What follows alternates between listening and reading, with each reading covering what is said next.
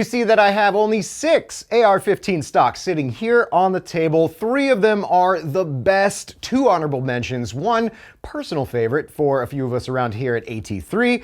How did we whittle down these supposed best AR-15 stocks? That part's easy. You guys voted with your hard-earned scratch. Let's talk AR-15 butt stocks. Big one. Say, I like big butt stocks, and I cannot lie. Okay, that's actually a lie, but you gotta get it in. Today, we are talking about the best AR-15 stocks, but these ones are special. They're special because almost every consistently see these same brands, even some of the same model butt stocks talked about, recommended, sorted by popular, and what have you.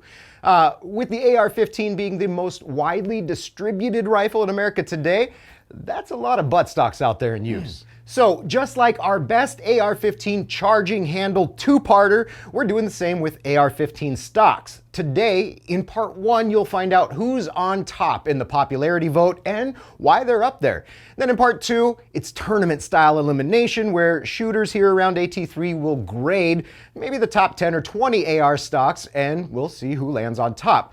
My prediction: one of these 6 stocks already on the table will probably take the cake in that test, but we'll find. All right, let's get right to the top 3 most popular AR-15 stocks. And the top 3, I would almost consider interchangeable for number 1, number 2 position, depending on where you look. As for price-wise, they're actually all right in that $50 to $60 range. Best and most popular AR-15 butt stock number 1, it's the Magpul CTR.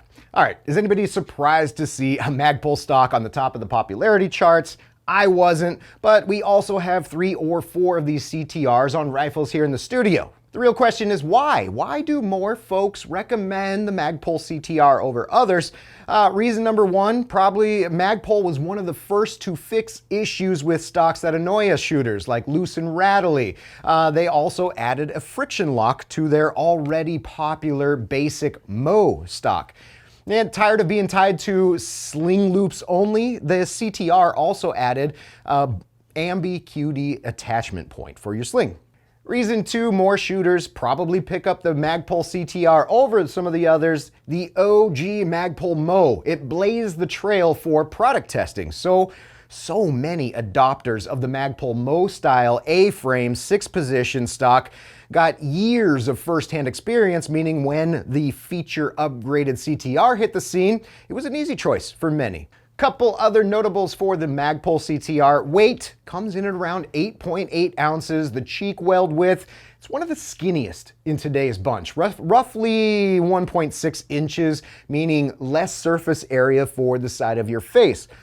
Personal note for the CTR on me, occasionally a beard grabber, which, for those of you who know, it sucks. Moving on to our best AR-15 stock numeral deuce, it's got to be the B5 Bravo. Maybe the B5 Enhanced SOPMOD, but this Bravo is actually a slimmed down version of the enhanced SOPMOD. Biggest difference between the two: for this Bravo, B5 ditched the battery storage of the enhanced SOPMOD for a sleeker profile and slight shave of the weight. Actually, the Bravo stock comes in at around 9.2 ounces, but let's talk about why this one tickles the fancy of so many AR owners. Well, it might be the Department of Defense contracts that B5 systems acquired to issue troops a fancy new stock.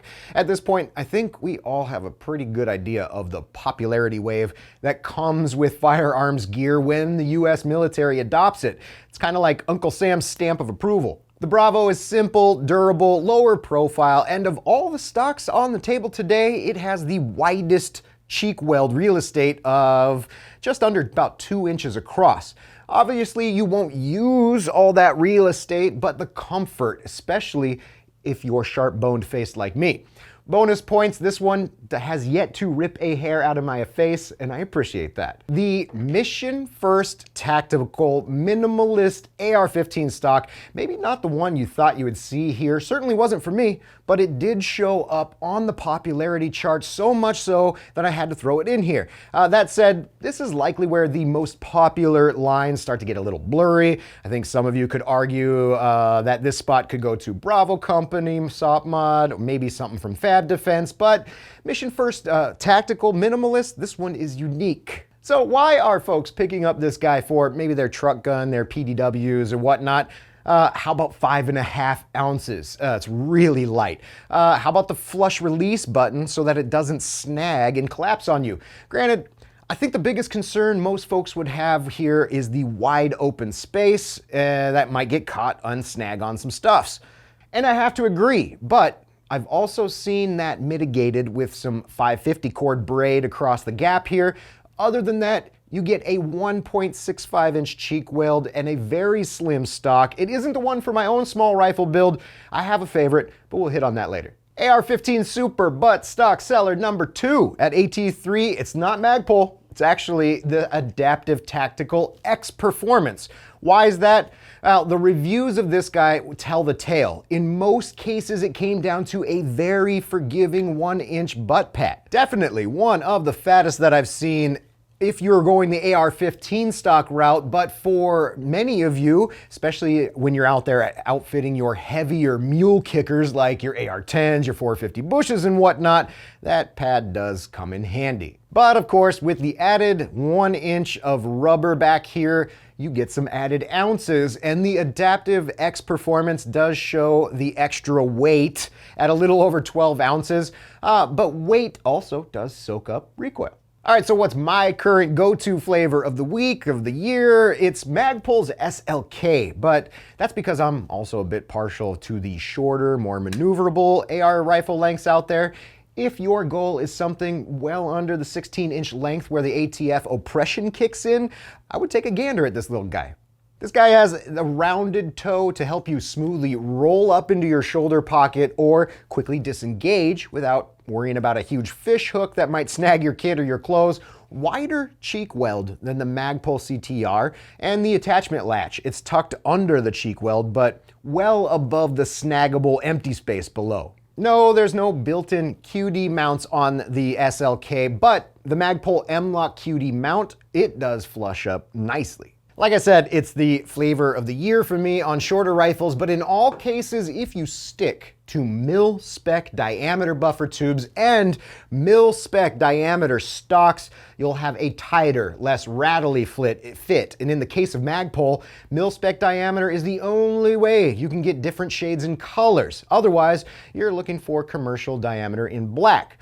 Actually, there's more to stocks and buffers than just the diameter that you really need to pay attention to. Biggest factor should be your mission and what stock best suits the JOB. Not to worry, episode 10, AR-15 series, right over here, all about those juicy butt stocks and more.